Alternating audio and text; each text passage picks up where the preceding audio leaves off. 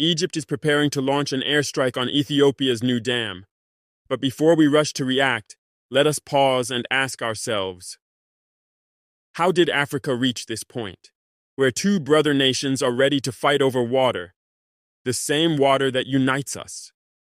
My brothers and sisters, the grand Ethiopian Renaissance Dam, Africa's largest, was built with the dream of lighting up homes, of giving power to millions who live in darkness.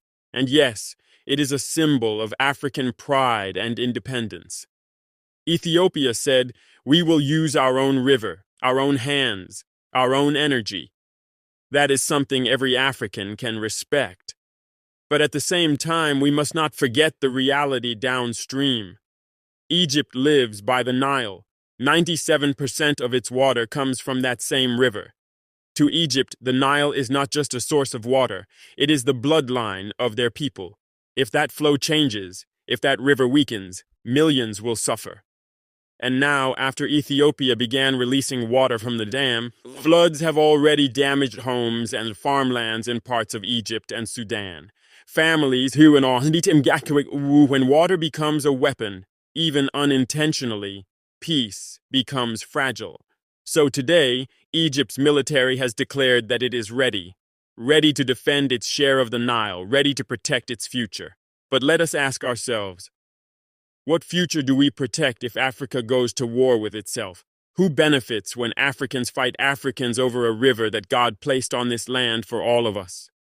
The truth is, both Egypt and Ethiopia are defending something sacred. One defends its right to develop, the other defends its right to survive.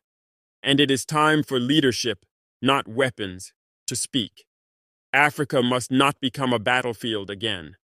Because every time we fight among ourselves, the real winners are those who sell us the bombs, those who sit far away and watch the Nile turn red while they count their profits. We cannot allow that anymore. Let the leaders of Egypt and Ethiopia sit, not as rivals, but as guardians of the same continent. Let them build an agreement that ensures both power and water, both light and life. Because Africa's strength will never come from who controls the river, but from who protects it. If there is to be a new era on this continent, it must begin with wisdom. Not threats, not war. The Nile gave birth to civilization. Let it now give birth to unity. Africa does not need another war. Africa needs leaders who think beyond borders, who see every African life as their own. That is the only way we will rise together.